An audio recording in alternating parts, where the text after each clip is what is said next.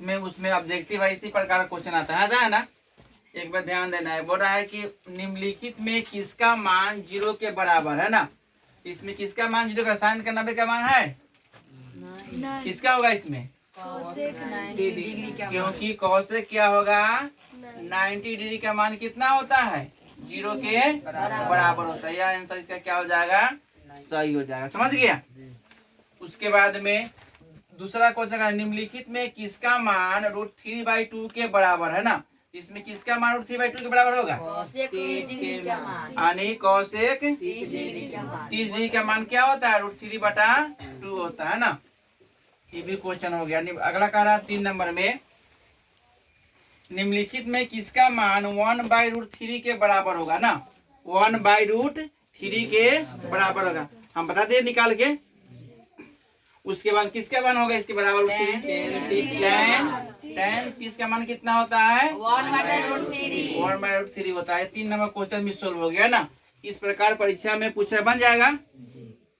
अगला क्वेश्चन है, निम्नलिखित में किसका मान 1/√2 के बराबर है, किसका मान होगा इसमें, कैसे होगा समझ लो ना। क्योंकि हम पढ़े हैं कि त्रिकोणमिति में पाई का मान कितना होता है, 180 डिग्री होता है ना। तो क्या करेंगे, cos π/4, तो cos इसका क्या करेंगे 180/4 हो जाएगा। 90 डिग्री या 2 कितना होगा 45, तो cos 45 का मान कितना होता है 1/√2 आ गया। इसमें क्या होगा, बी नंबर होगा cos π/4 हो गया। समझ में आना कि कैसे निकाल दिए है ना। अगला है, निम्नलिखित में किसका मान √2 के बराबर होगा, किसका मान होगा इसमें √2 के बराबर, कौशिक 45, क्योंकि कौशिक क्या होगा 45 डिग्री का मान क्या होगा √2। अगले वीडियो में बता दिए थे ना। अगला होगा, अगला क्वेश्चन है, निम्नलिखित में सही मान कोष्ठ में चुनना, क्या करना है, चुनना है। tan 60 का मान क्या होता है, tan 60 का मान क्या होता है √3 ना, बता दिया गया था ना। इसमें क्या होगा √3 हो जाएगा। ये भी हो गया। कौशिक 60 का मान कितना होता है, कितना होता है 2/√3 होता है। हमने बता दिए थे मान निकाल के ना। अब इसमें cot 30 का मान क्या होता है, √3 होता है। ये भी हमने क्या किए थे, मान बता दिए थे, निकाल बताया था ना। हो जाएगा। 3 नंबर हो गया। 4 नंबर में sec 0 का मान कितना होता है, 1, क्या होता है 1। ये भी क्या है, इसको भी सोल्व हो गया ना। और निम्नलिखित में कौन साइन 60 के बराबर है, कौन होगा इसमें साइन 60 के, कौशिक 30 की cos 30 कितना होगा, cos 30 होगा। कैसे होगा, क्योंकि साइन 60 का मान कितना होता है 1/√3/2 होता है ना, होता है ना इसका। अब cos 30 का नहीं, और cos 30 का मान कितना होता है, cos 30 का मान कितना होता है √3/2, तो ये ना होगा। क्योंकि साइन 60 का मान और cos 30 का मान दोनों क्या होता है, बराबर होता है। तो यह हो जाएगा। समझ गया। डी नंबर क्या हो जाएगा, डी नंबर।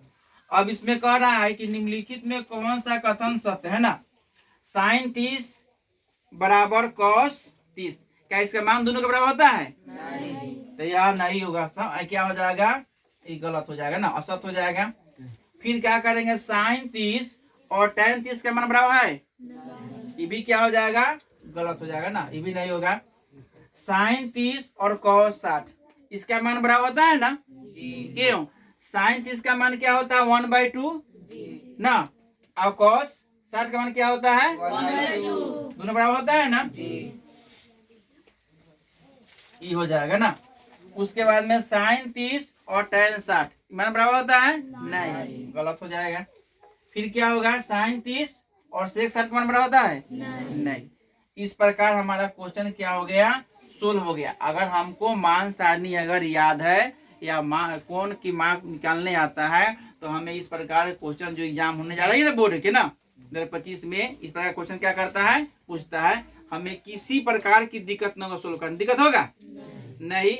इसलिए आप लोग क्या कीजिए, मान सारणी याद कर लीजिए, और मान सारणी के साथ साथ उसको निकालने का भी तरीका मालूम होना चाहिए ना, कि साइन 30 का मान कैसे निकलता है, साइन 60 का मान कैसे निकलता है, tan उसके बाद में साइन 30 का मान ना साइन 45 का मान कैसे निकलता है, बताया गया था ना।